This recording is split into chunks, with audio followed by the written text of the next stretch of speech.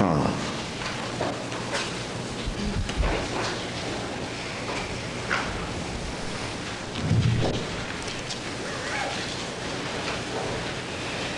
attempt in these morning classes is to go into the very source of spiritual knowledge, which all acharyas and masters study, practice, and then preach. So instead of just listening to the teacher's words and following it implicitly, here in the morning class we are going to the very source and directly investigating or directly listening to the great saints and sages of the Vedic period. The very textbooks that gurus study and become gurus, that very same source we are trying in the morning class to go directly. What is the text that makes gurus? We need not go into this study, please. What your teacher has told you implicitly with faith, if you can follow, you reach the reward, you reap the reward. But our attempt now is to go into the very source and listen what the rishis of yore have to impart to us. Because as the great truths come down from generation to generation, each master, probably because of his character, his peculiar individuality, maybe under the pressures of the situation in which he was to give out the discourses, it is possible that each teacher slightly changed the emphasis. And as the first teacher slightly changed the emphasis, the second teacher who understood it from the first teacher, he changed it a little more. It is possible that when we listen to a teacher who has learned it all from his teacher, the words as they stand now, preached by the teacher, could have been probably very much deflected from the ideal truths that have been expounded in the very beginning.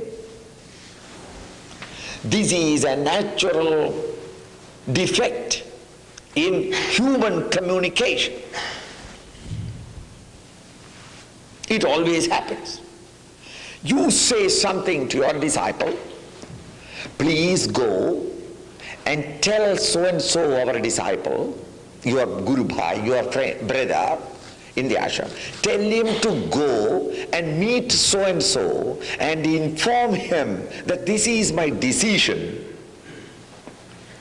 I am telling Brahmachari 1 to go and tell Brahmachari 3 or Brahmachari 2 to go and meet Mr. A and tell him that I have decided that A should go and discuss the matter with B. Now I tell him. He goes and tells Brahmachari. Brahmachari goes and meets A. A goes and meets B. Do you know that at that time when he reaches B, the chances are that it will be just opposite to what I said. Brahmachari A misunderstood slightly. By the time he explained it, Brahmachari B understood it almost opposite. By the time he goes and tells A has understood completely. What? That I don't want to have anything to do with B. By the time he goes to B, B understood that I insulted him. Not only that I don't want, that Swami insulted me. When next I meet B, I'll try to embrace him and say, did you do that? What? You insulted. I insulted you. A came and told me that he insulted. What do you mean? You inquire A. Brahmachari told me that. Ask Brahmachari. He told me. And I asked him, did I tell you? It happens. It's not a mistake of anybody. This is what you call as the lapse in communication. In the science of management, they even demonstrated that I tell you all, on next Wednesday, let us all come a little earlier, and every one of you will wear a black tie. We will meet 15 minutes earlier than the office time. We'll have a cup of coffee and discuss the matter. But all of you heard, isn't it? I said it, all of you heard. Now, I call one of you and tell you, please go to Mr. A in that room and report what we had said here.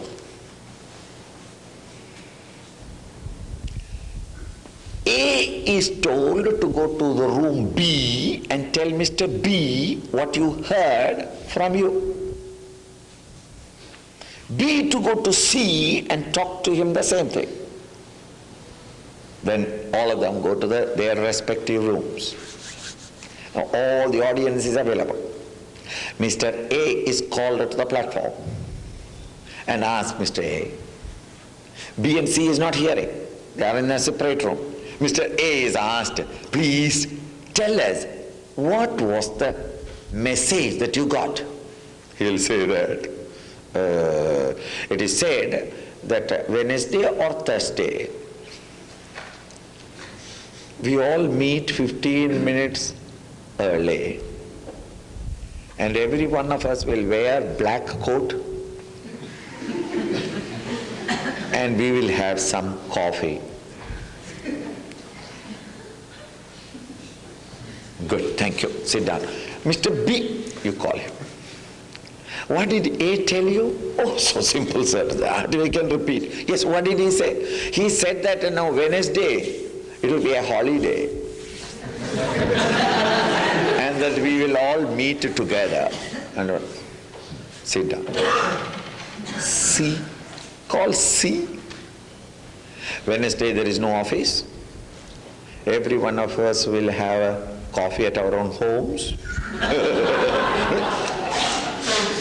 Each time it goes, it spoils. I mean, this is a error, not an error. It is unavoidable that I think something, but I express slightly different.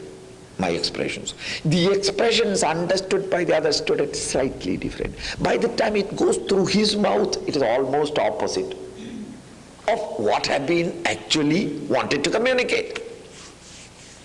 Thus there is a chance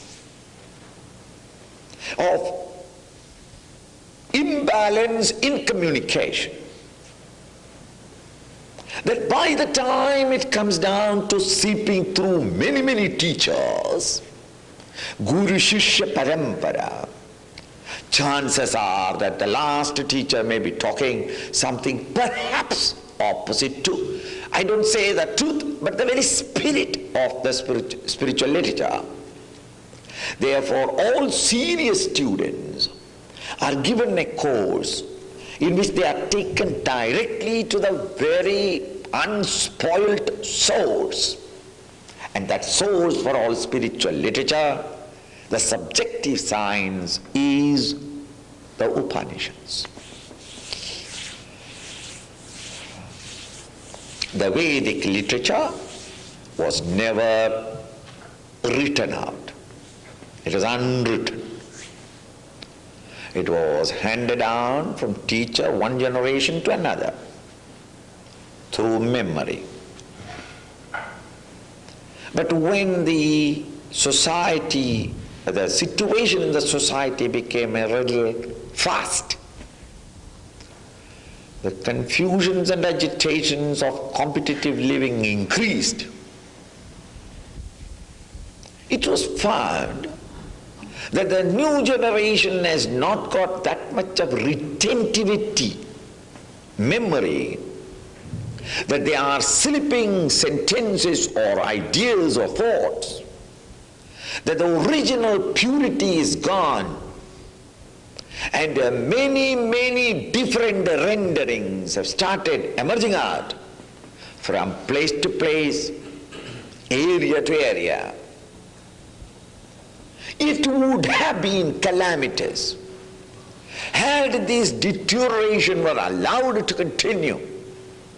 Therefore, Vyasa, the author of the Bhagavad Gita, he for the first time felt inspired to go around the country, collect all the various renderings of the same Upanishad or the same Vedic literature, compile them together, edited them, and for the first time he published it in a manuscript form. At that time, he had to probably face a tremendous amount of opposition in the society, because it is something contrary to the tradition. But he had the courage to do so, and but for him, today you and I will not be meeting, because there would have been no spiritual literature, at least of Hindu spiritual literature. He compiled them and kept them. And when he thus compiled and published them, edited, he edited the entire Vedic literature into 4 books called the 4 Vedas. Veda meaning knowledge, book of knowledge. And these 4 Veda textbooks, each textbook has got 3 sections in it, main sections. Each section containing very many mandalas, mandala chapters. But these 3 sections, specific sections, are found in all the 4 volumes. The first portion, a narrow portion, is called mantras. And this mantra portion is not the familiar mantras, trading in mantras. Not that mantra that we are talking. The mantra given, the mantra chanted. Mantra portion is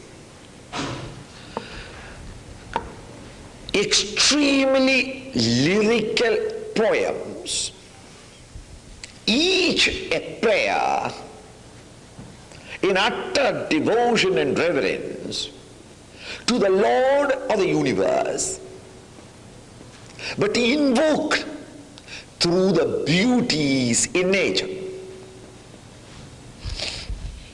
Just as today we invoke the divine through contemplation upon Jesus or the cross, the crescent or Medina, Mecca, or through the invocation of Lord Krishna or Ramchandraji or Shivaji. These are the personal deities or a symbol where we fix our mind. We are not trying to invoke that idol or that symbol, but through that idol or the symbol, we try to invoke the reality. In the same way, the early Aryans tried to invoke in their mind the highest reality, the truth, through the beauties in nature, that they were so fresh and calm minds that when they lived in that gorgeous nature's extravaganza in the tropical climate of India, those humble, simple Aryan folk whose mind were not agitated with desires and passions and lusts, in those early days They were able to calmly look at nature, and whenever they saw beauty in nature, strength in nature, power of nature, in and through them all they saw the mighty source of all beauty, all strength, all power, the Lord expressing through these specific points of manifestation. Thus they adored and invoked the Lord by expostulating, by addressing the beauty of the clouds that pass and repass, the vastness of the sky, the majesty of the ocean, the grandeur of the mountains, the glory of the forests, the rumbling rivers, the lightning, the thunder, everything that they saw around, the flowers and the fruits, nay, even the shapeless shape of stones, were to them all a rhythm, a happiness, a presence everywhere of the divine infinite Lord. These lyrical poems, honestly speaking, even critics have admitted, not I am prejudiced for it, yes, I am fanatical about it, but even Sanskrit, the scholars and the literary men have admitted that the polish and perfection of these lyrical poems have not been even comparable with any of the best poetry in any language. And that it should be so because of the beauty of the mind.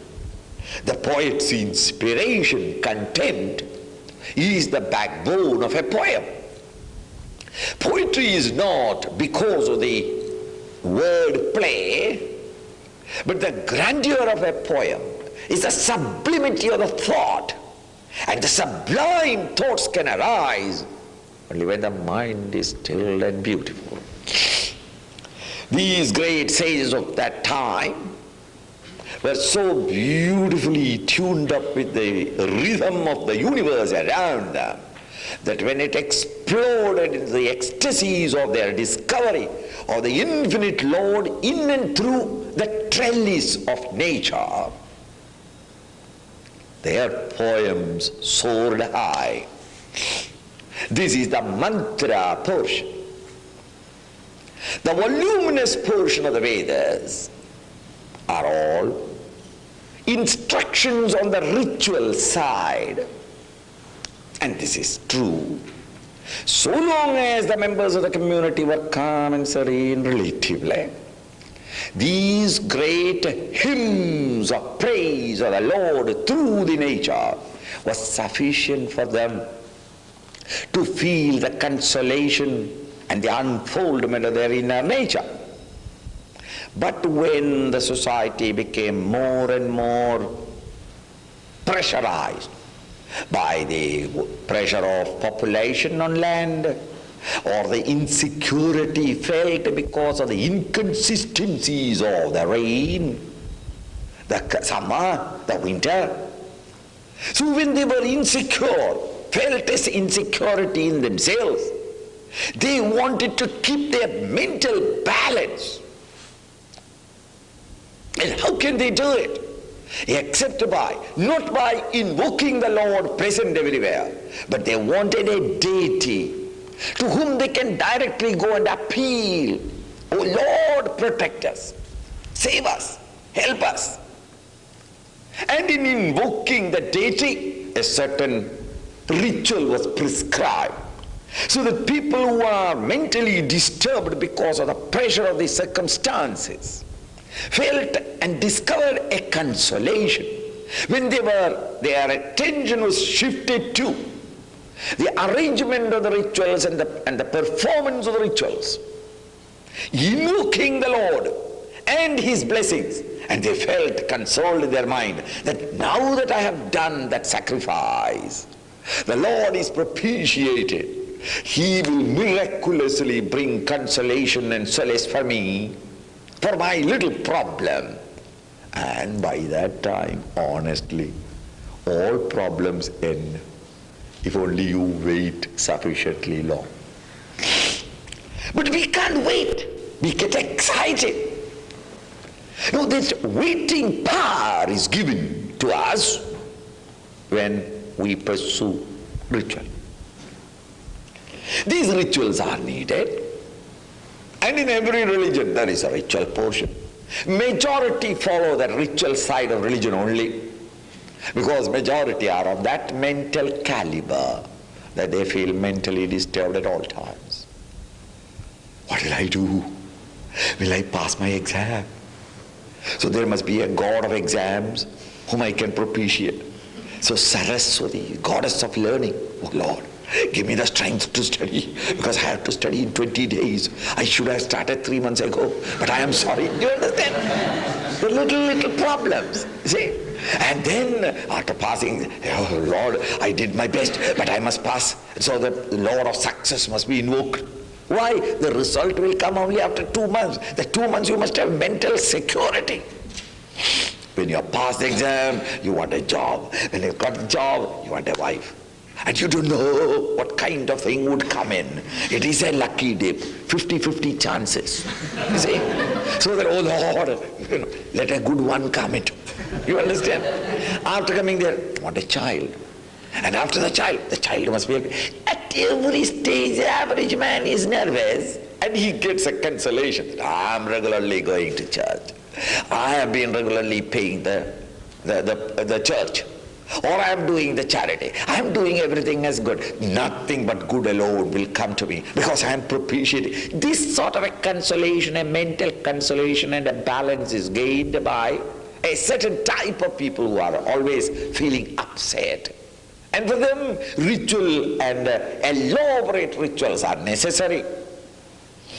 In every religion, that ritualistic portion is supported by or the religion serves the largest number of the section of the community through rituals.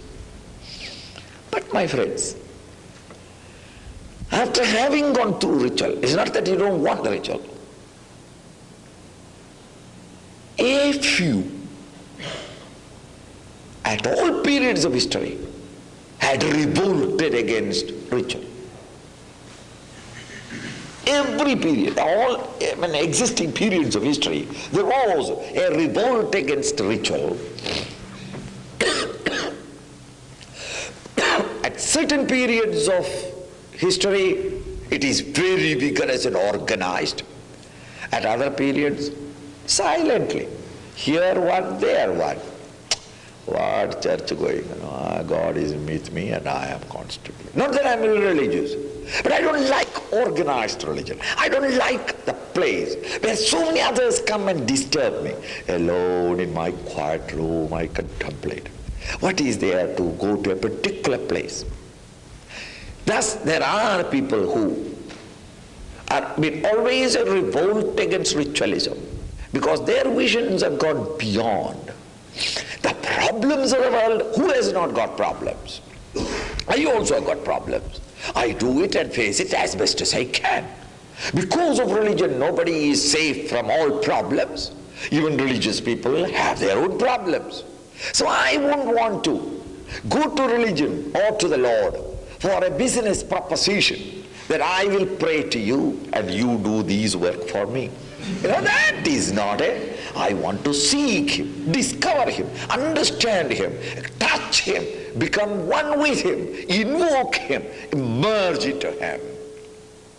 Thus, revolted against, not when I say revolted against, you misunderstand.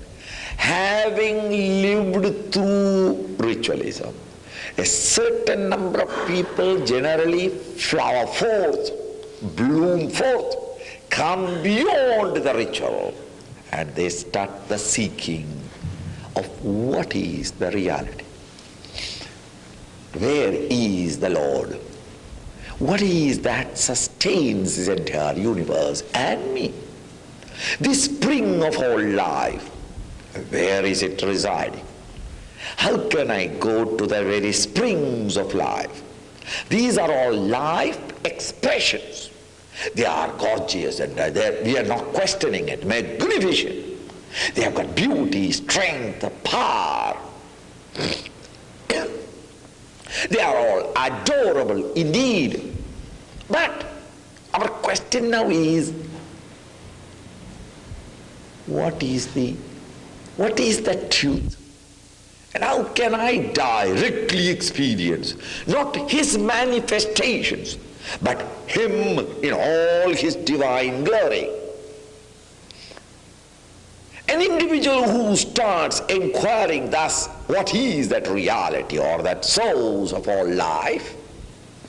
He enters into a new domain, the domain of mysticism, spiritual life, where he doesn't want to make the spiritual life a commission agent for material successes. The material life and its joys are below par for such individuals.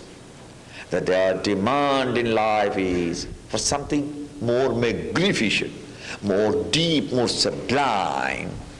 Such spiritual students then start the investigation of the higher. This portion of the Vedas, where such masters who have thus through meditation and contemplation have reached the highest zenith of experience, their declarations are the last portion of the Vedas called the Upanishads. These Upanishad portions, the mystic literature of Hinduism, appended as it were to all the 4 Vedic textbooks. And this literature is found at the end of Veda. This Upanishadic literature is called Vedanta, and the end. Vedanta, the literature that we find appended to the closing pages of each volume of the Vedas.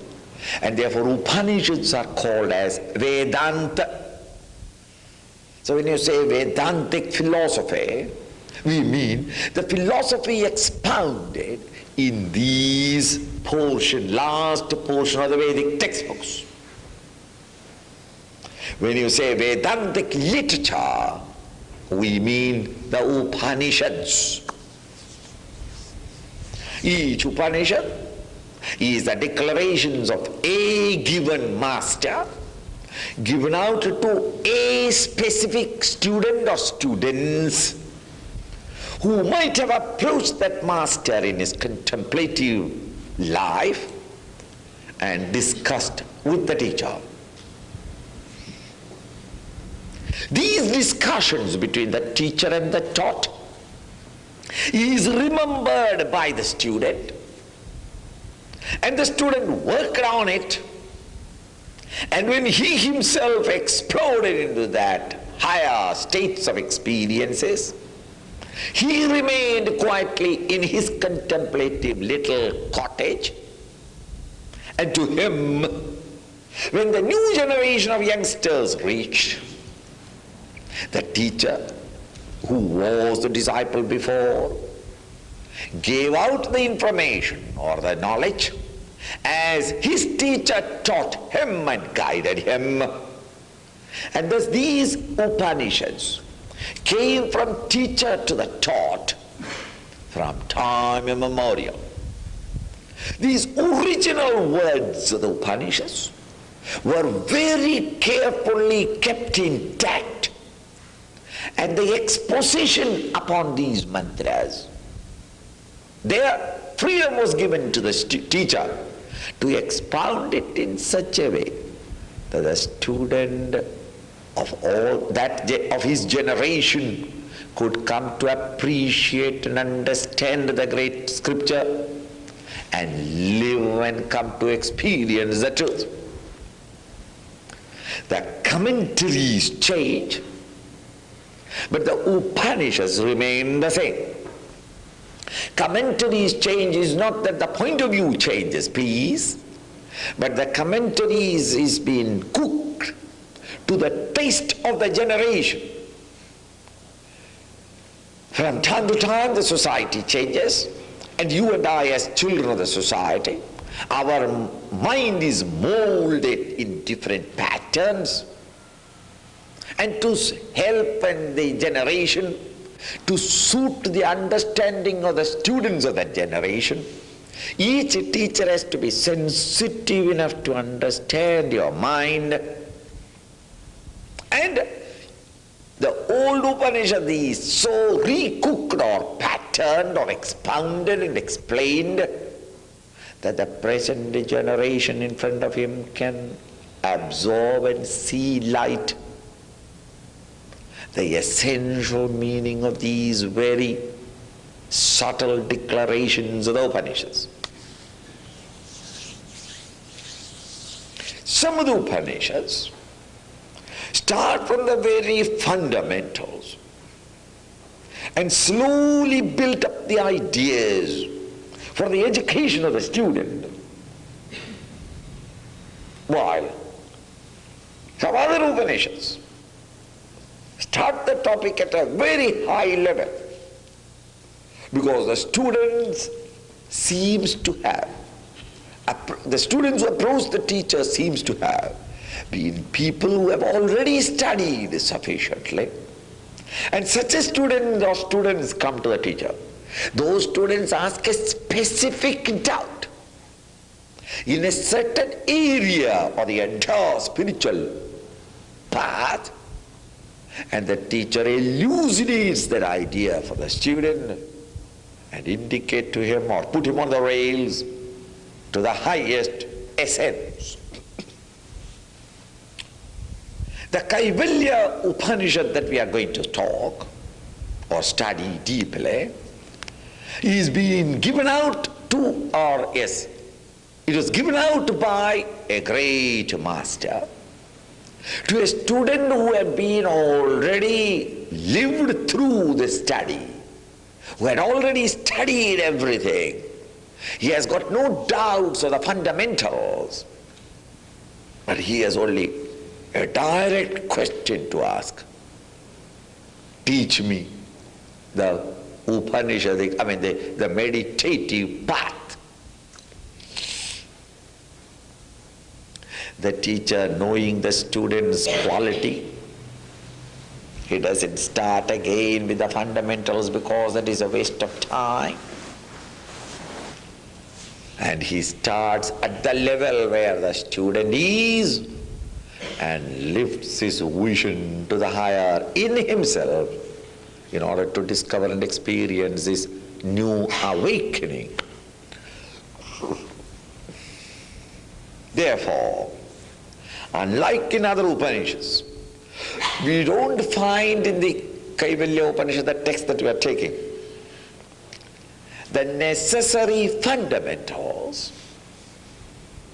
the fundamentals of the construction and the behavior of the body, the equipments and their subtle activities, or the equipments of the mind, nor of the function and contribution of the equipment of the intellect, the play of the vasanas through them, nor how we are bound with the past, how at this moment we are a bundle of our own past thoughts, that our ideas and values and our behavior are all conditioned by the past. All these necessary factors, also understanding of the world in which we are, each one of us have been put. We are the world outside, we have to face the challenges. The theater of life, all these are expounded in other Upanishads. But as far as the Kaivalya Upanishad is concerned, the teacher knew that the student has already the general knowledge necessary, and the student only has to be helped and initiated into the path of contemplation. Contemplation upon himself, that he lifts his own consciousness or awareness into a subtler realms of self or the reality in himself. And therefore we don't find anything other fundamentals or elementary facts in this text. Starts directly into the highest.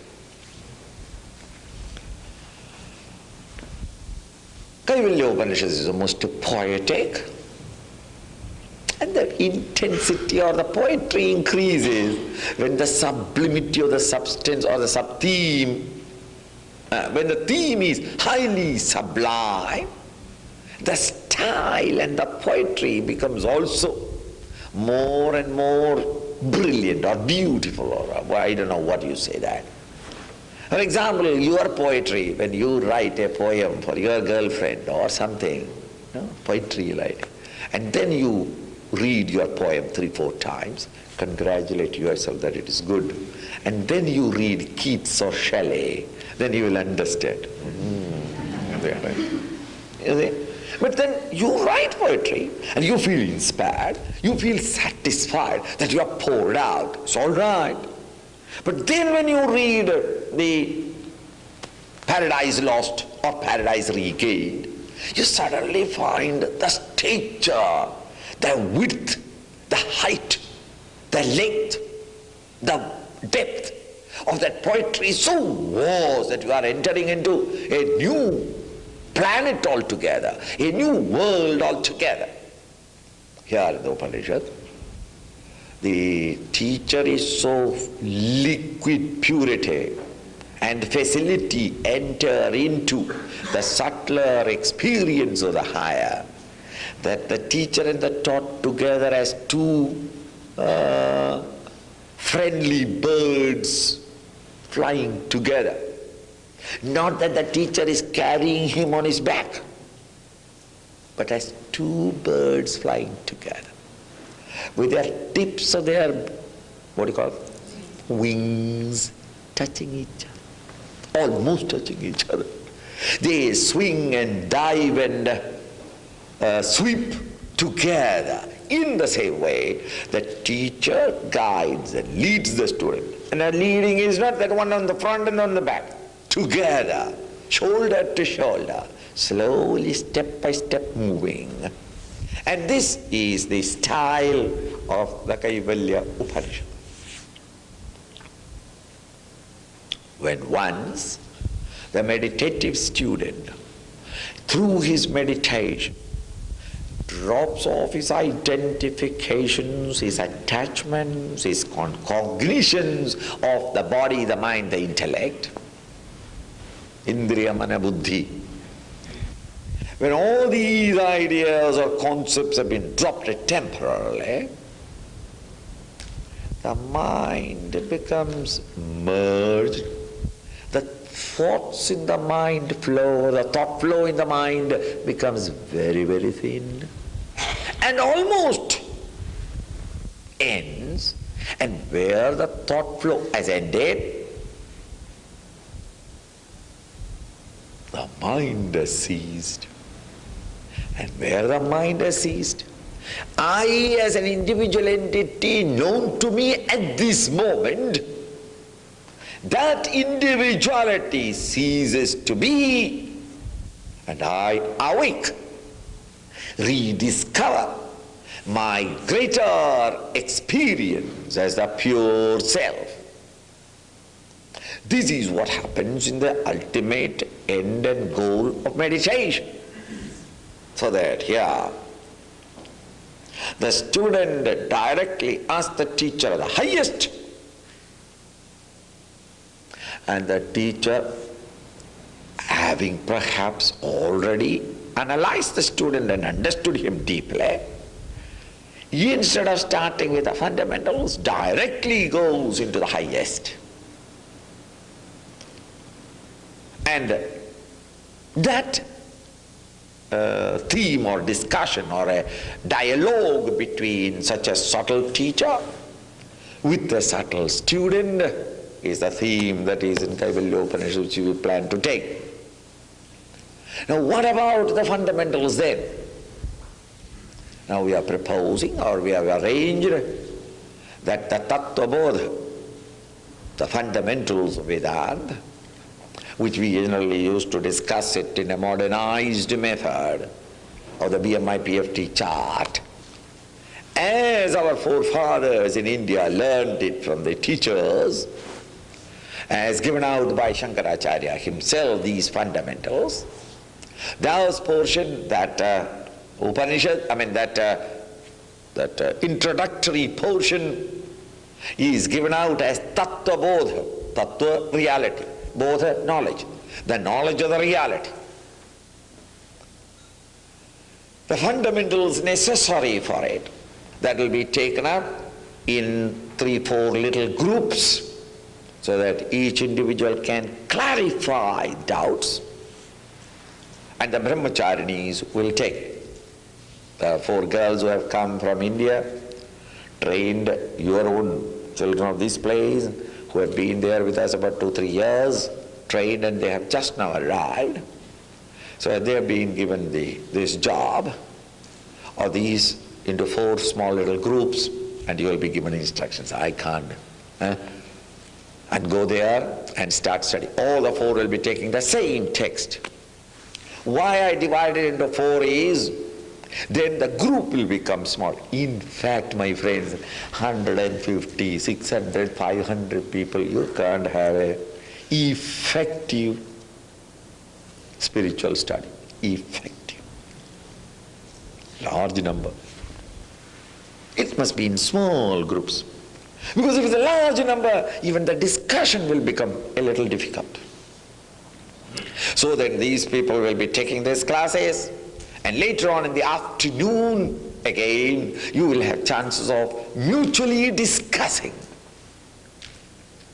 Not with the brahmacharini, but brahmacharini will be there to watch, to guide, to put in a word now and then, because we may sometimes in the heat of the discussion may go outside the subject matter. So slowly you among yourself, charcha, discuss among yourself. And while thus discussing, your thoughts are excited. In that direction, independent thinking is encouraged. In these independent discussions and thinking alone can these thoughts, these ideas become our own. When we have got these fundamentals with us, the contemplative life becomes easy. And with the help of the Kaivalyopanishad, you start you start your own contemplative practices in contemplation. These are all given out at the end of about the 8th year of training. Some of you are getting it in the first year itself, isn't it? You just came, Swamiji, teach. Here you are. So that, why I am saying 8th year is full-timers. When I go there to my teacher and surrender myself completely, 8th year, Kaivalyopanishad was taken to me, for me. The idea is, I was a dull boy. You are also smart that you can be given in the very first day. Kaivalyopanishad. Because it can be really useful to you only when you are matured into that point. So that those of you who find it not clear, you must congratulate yourself that it is not clear only because I only started right now. Don't whip. Whip yourself to understand. Right, number 1. Number 2, if you are not completely being benefited by it, again, the study is not a loss. You study, go on practicing it, and the knowledge that you gain out of this will guide you in the right, guide you during your meditative moods. You will know what is the goal to be kept in my view or vision, how I must slowly move towards it, what is it, where exactly must be the effort put in, What is it that I must avoid and what is it that I should strive on? During moments of meditation, when these things are clear to us, and our meditative process becomes a serious, known, or yes, a serious trip. It's an engaging trip in the sense that I know which is the road to be taken, where exactly to go. I know the direction, and we explore these new realms of awareness or consciousness or truth or reality. So then the fundamentals or these introductory ideas are all there in the introduction to the book. I think that will give you an idea of that is the Upanishads and which part of these Upanishads in the Vedas it comes. And this Upanishad is found in the Atharvana Veda.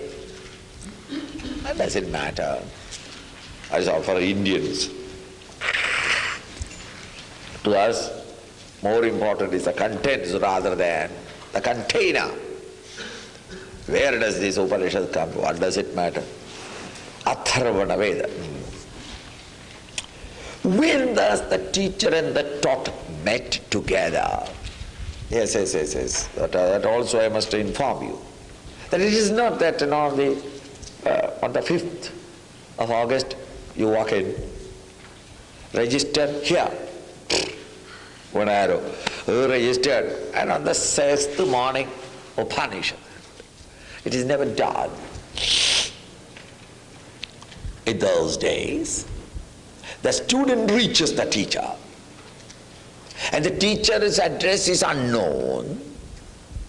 Somehow or other the student is seeking the teacher, somehow or other reaches him, and thereafter the teacher doesn't start his teaching the student immediately,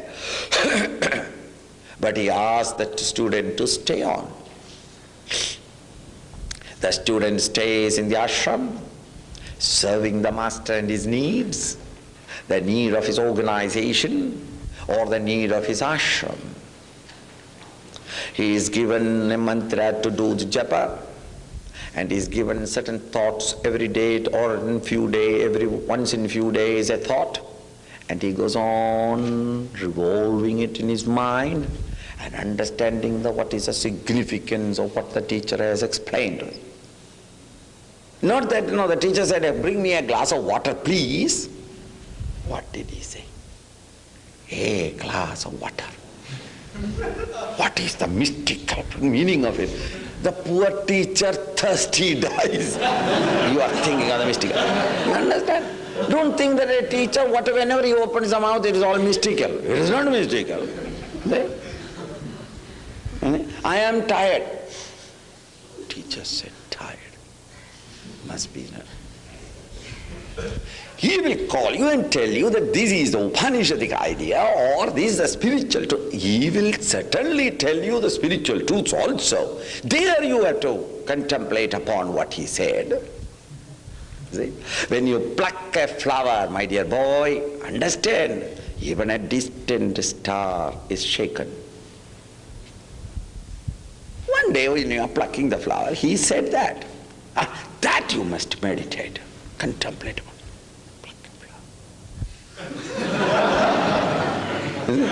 Sit down near a flower and shake.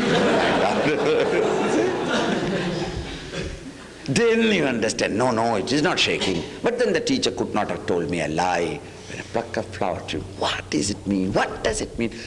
You contemplate and understand that the whole universe is one integral whole. But because of the shelling around us, the shell of ego and selfishness, we think that our actions and thoughts have no relationship with the world around. It is not so. The action of each individual is rippling away to influence the whole world. And therefore, if your thoughts are noble and serene, you are creating an atmosphere, glorious atmosphere in the world. And if your thoughts are lusty, greedy, selfish, egocentric, then you are creating a pool of sorrow, not only for yourself, but also contributing it in the world. And if each one of us is thinking wrongly, we create a hell. And in the moment our thoughts have changed, we ourselves create a heavenly beauty and harmony in the world. Therefore, when I pluck a flower, the flower here and the star so apparently so far away are all intrinsically the one, and therefore shakes. Yeah, you contemplate. Thus the teacher gives him a mantra, certain definite disciplines to be lived every day. Early morning, get up and get a shower. So that the teacher, student sincerely starts doing it. And the teacher is watching the guy all the time, thinking and finding out whether he is really obedient. What is his physical health and condition? If he has overeaten at home and become fat, then he gives some extra work and to reduce him. If he has got a habit of always sleeping, then he sees to it that the boy never gets any chance to sleep anywhere.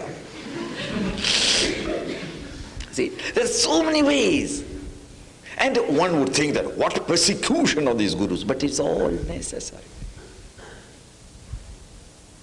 And it's only in the long run that the student understands, oh, had he not done it, where would I be? The thankfulness comes later on. But while you are going through it, you plan in your mind that when I become a guru,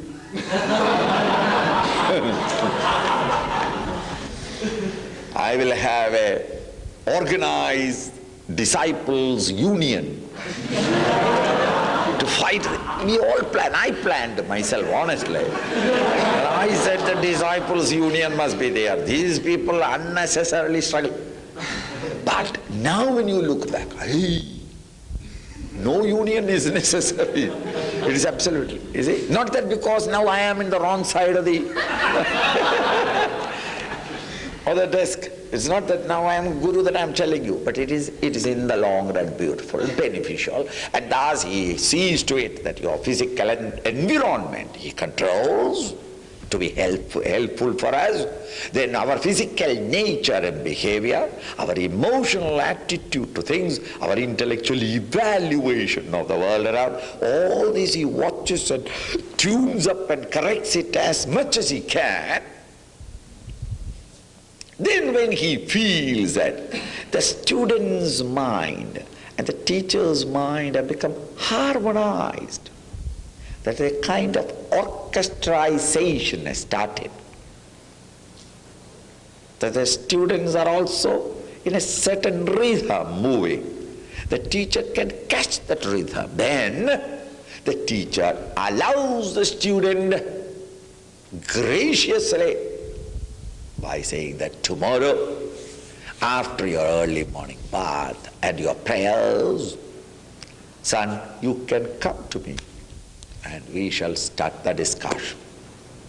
Sometimes 4 or 5 years pass between these two. The student reaches the teacher, not immediately. The teacher asks him, would you have a cup of coffee or tea or coke or have it? Yes, what can I do for you?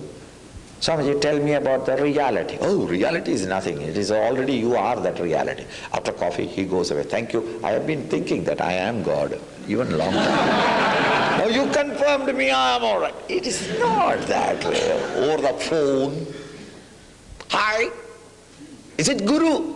Hi. What is God? And the Guru talks to you. So this kind of a dial-a guru, that sort of thing. No such thing, you good old days. That's all modern times. And when that harmony is set up, and the teacher feels that he can graciously come down to the level of the harmony existing in that student fold at that time, If they are still lower than the teacher refuses or cannot come down to that level, he tries to lift them up slowly, slowly. Maybe it take a longer time.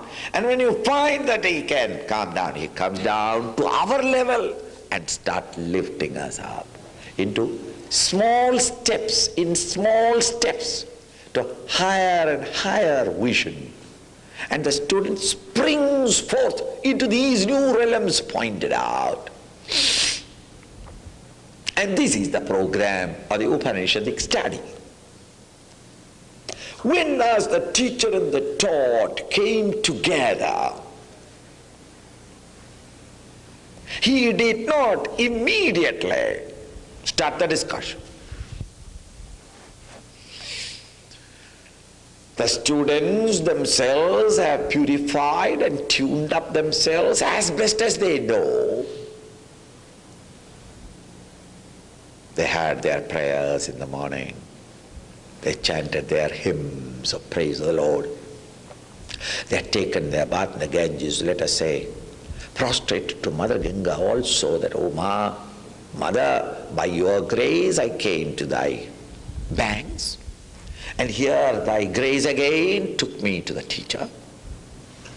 And there you have, by your grace I could satisfy my teacher's demands, because I personally myself have not been able to, because I am the product of my past. I may have most sincere feelings about it, but I may not succeed. But by your grace that I could do, I have satisfied him." Which is now declared that last night he said that tomorrow you can come and start the discussion or the study. Therefore it is a graciousness of thee. Please be with me again. Because when the teacher talks to me, let me be able to grasp it in the right understanding. And when he is lifting me slowly, may I have the energy, the alertness, the vigilance, the competency to move step by step the path shown by the teacher. It is not outside. It is in our mental vision. And lifting the mind is an art in itself, and which at this moment I feel that I have not got the power. Thy grace is necessary, O Lord. And thus humble prayers with no arrogant ego, he comes to the teacher's courtyard, and there he sits down in a humble seat. The teacher also, having had his morning meditations, he also tuned up as best. He also comes and sits down. Generally he sits down a little higher seat. This is not because of the highness, so that he can see the eyes of even those who are sitting behind. Now some students have got a knack of avoiding seeing the teacher. Therefore when the teacher moves that way, he moves that way. Because he doesn't want to face it. So the teacher, if he is a little high, he can see everybody's eyes. And the eyes declare whether you are attending or not. Gone. Until he comes back, he waits. He goes on telling stories and things like that. And when the boy's the life has come in his eyes, then you address him. Looking into his eyes, you talk. Then he becomes a little alert. I hope he has not cut me. Like that, in order to have a little higher seat. And another principle about it is, knowledge, like water, always flows from the higher to the lower. Therefore the mind must be humble. Even if I have not got that humbleness in the mind, how can I receive the information? Even if supposing your friend is talking nonsense, absolutely illogical stupidity, yet you must be humble enough to understand the depth of his stupidity before you can say that, I don't want your ideas, thank you. If you don't allow the other guy to talk, please stop. I know what you are going to talk. If you have got thus the capacity to see future and read the mind of anybody, then there is no discussion. So when the teacher talks, there must be that mental humbleness. And it is the mental humbleness that we say that sit down, not that you should not sit down on the chair. It is not where you sit down physically, but the mind must be receptive, tuned up to the teacher. That is all the idea. Thus the teacher sits on a higher pedestal and the teacher student at the lower. So the student is even physically had to look up a little. Whenever we look up physically, our mind also becomes tuned to the higher. And then the student asks this doubt. The teacher answers. And this literature is called Upanishad. Upa means near. Ni means niche, below. Shad, to sit. So Upanishad, near, below, sit. So Upanishadic literature means near, below, sit literature.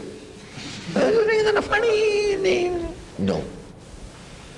It is a literature that you can never understand fully by merely purchasing a book and reading. It is a book or a text that can be understood only when near, not long distance call. Phone. Is it that Guru? How are you? Good morning. Are you all right? Did you sleep well? Now Guru, I have got a doubt. On the telephone. Cannot be. Even when you are face to face with it, the Guru sweats and toils to communicate. And you sit down with all eyes and ears and yet confusion comes up. So difficult to communicate. It must be near the teacher. Below in the sense, receptive to his mind, humbleness of the mind. And shad, to sit, meaning to discuss it. Use your intellect intelligently. So in order to have the Vedanta study, you have to train your intellect to think logically. And that logical is to be applied in the correct and right direction of thinking. And the teacher points out the direction. And the student has to study, think in that direction step by step. To grasp the inner essence of it. Inner essence in the sense, your inner essence. Not the inner essence of the words. But what exactly is the teacher talking, and also to try to delve into our souls and feel in the darkness the path and the instructions that are given. That literature is called Upanishad. When thus the teacher and the taught meet together for such an Upanishadic study, they did not immediately jump into it, but they both chanted together a hymn of praise to the Lord. This has been found very necessary. The student has tuned himself up as best as he knows. The teacher is also tuned up. But the communication is between the teacher and the taught. Therefore, even though your mind has been tuned up, my mind is tuned up, but actually the job is a communication between us. And therefore there must be a harmonization between us. What we call as an orchestrization. In an orchestra there may be 10 different instruments. No doubt, each instrument must be tuned up well. And each one must know how to play in his instrument. Yet, when all of them are chanting together or singing together, it can create such a nasty noise that you can find the whole audience running away through all the openings on the building. Each one a master. Each instrument a master. Yet, if all of them go on singing their own songs, it will be terrible. Even local dogs will start barking. They feel miserable. There must be all these players must have one point of attention, and is called the conductor. Everybody's eyes are on the conductor. And therefore the conductor determines and decides and instructs, start, slow down, go pay, various signs he shows, and they implicitly obey. Each one contributing the best, no doubt. Togetherness. There wraps up the extremely enchanting melody, the harmony, the beauty, the enchantment of the entire orchestra. In the same way, the students, each one tuned up as best as they know.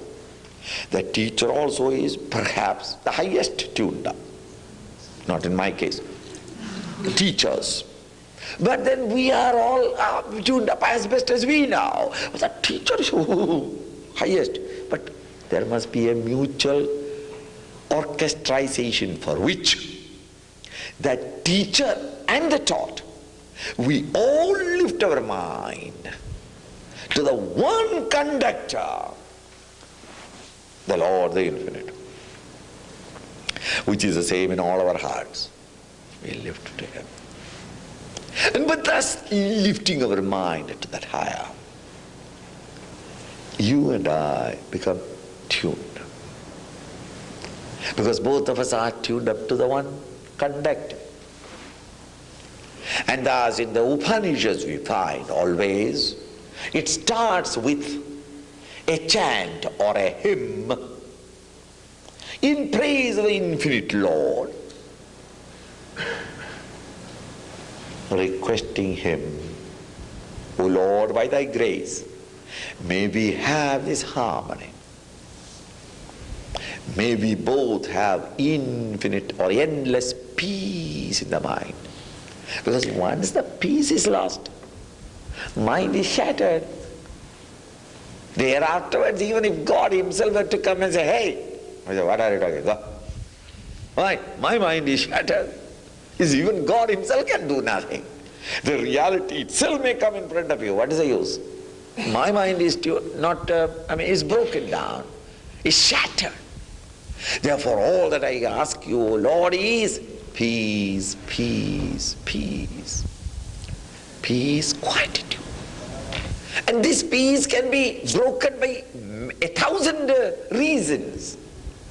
O Lord, may that all those sources of disturbances be at peace till the 15th. And once we know this truth, let loose the whole lot. Why? We have got the strength to face them all. Laugh at them that they will be ashamed and they disappear. But at this moment we are helpless. Peace, peace, peace, peace. This kind of called is Shanti Pat. Shanti, peace. Pat, a hymn, a chant. Thus we invoke peace in the mind and then enter into the textbook. So I was trying to give you a resume of the literature called the Upanishads, the personalities in it, the teacher and the taught. The teacher is generally the person who has mastered it, who is reveling in it, who has no demand in life, no need in life, no desire in life, no passion for the world of OET, but he is living in another realm altogether, discovering his joy and happiness and fulfillment from that realm, ever receiving and ever bubbling in his heart. To that contented man of fulfillment, the student with his demand goes and invokes his compassion. The teacher also feels that this is my last duty in this world. that before I lay my form to rest, I must lit up at least one heart, because I owe that much to my teacher who lit up my heart. And before I go away from here, the light that I receive from my teacher may be handed out to someone who will hold it and protect it. Till then, I have to keep it trimmed. Not that I need now light of the teacher, but I would like to hand it over to them. Had our forefathers not done it, this literature would have been no more with us. There would have been no spiritual science available. Just as they did it, oh Lord, give me a chance that before I lay my form at rest and merge with Thee, let me be able to light up the light in one heart at least. This is the only demand of the Master. Therefore, Master also is extremely enthusiastic about it, but he is suspicious whether this heart contains any wick. If there is a wick, has it got oil? And is oil a wick? Will he? You understand? So then he has to find out whether there is a wick. If the wick is not there, he has to prepare a wick. And then is there oil? Apply oil. And then light up the light. And then when the boy has become brilliant, Narayan, get out. Because his anxiety would be always to hang on. He mercilessly cut him away from him so that he may independently live, tending his own light and spreading the light everywhere. This is the idea. And therefore when they met together, they always chanted the peace invocation and then took up to the lesson, the classes. So that since we are not taking the class, we are not entering the Upanishad, we will tomorrow start the Shanti part onwards and continue straight. Thank you. When I said in the morning that after meditation that to just go out and keep that mind in that attitude and walk 10-20 minutes and then go to your room, I didn't say come here. Because every day it must be done that way. Because meditation, you have got a misconception, especially in this country, that it is only sitting down meditation. No! Even when you are screaming at another fellow, you must be in a meditative mood inside. It's two worlds altogether. My dear friends, I am honest telling you. It's two worlds together. It has nothing to do with it. You are working on the table and you are shaking your leg. Has it got any relationship? Some people have got this habit of shaking the leg. The more honestly you are working vigorously, in vigorous tempo, the tempo of the leg, it is both together. It has not got anything to do with it. Similarly, this contemplative mood, the mind must be turned to stay on, while the hands and legs and eyes and ears, they do their function. Let them go and do their work. They have taken this form to do the work. But I, the divine, has got no work to do. I sit and watch. In my presence they dance. Let them. The body will be dancing in pain, eyes are watering with tears and pain. So what? My sympathies are on all bodies that are suffering. But I am not suffering. That detachment, it must come. It will come when you are ripe. Until ripe, you know the nuts that has got a shell outside. When the nut is ripe, shake it, you will find the shell and the nut has separated. Even if you break the shell, the nut pops up to bless the world, isn't it? When it is not ripe, the nut and the shell are tightly worked together, that if you break the shell, the nut also breaks. And if you try to squeeze it out, nothing comes out of it. Today, the spiritual essence in you and the outer shell are together, merged. To mature it, so that the spiritual essence comes away from the shells around. It is independent.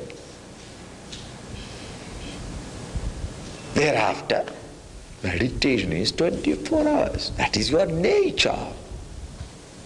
And these, you need not attend to it. They will function according to their vasanas. Now joy, now sorrow. Now and then look at them, sympathize. Oh, poor body, you are suffering? Never mind. Must have done some bad things in the past. Suffer now, don't worry about it. Feed it once or twice a day. Wash it once a day. Poor thing cannot do it by itself. Therefore you do the social service. You do the social service. You go and give it a bath. Where are you going? I'm going to give it a bath. You know, that sort of thing. Don't say that I am going to bathe. Give it a bath. What are you doing? I'm exercising him. Poor thing, you know, he can't even digest without my exercising. So I am taking it. That sort of thing. Make it your dog. You love him. But then certainly you don't say that dog is me. Similarly, this BMI is the other. So that is called a real sadhana camp. I mean, spiritual camp. Where you make the body stay where you are. You are the asserting factor, the pure spiritual essence.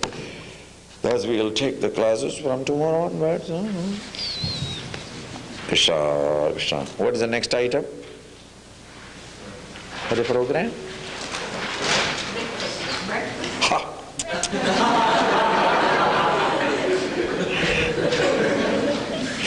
Most. And afterwards? Rest. No, what I meant, that is because, you know, your clothes washing and things like that. Today you may laugh, but after 3 days, you know, you will need it. At 10 o'clock, it is Narada Bhakti Sutra.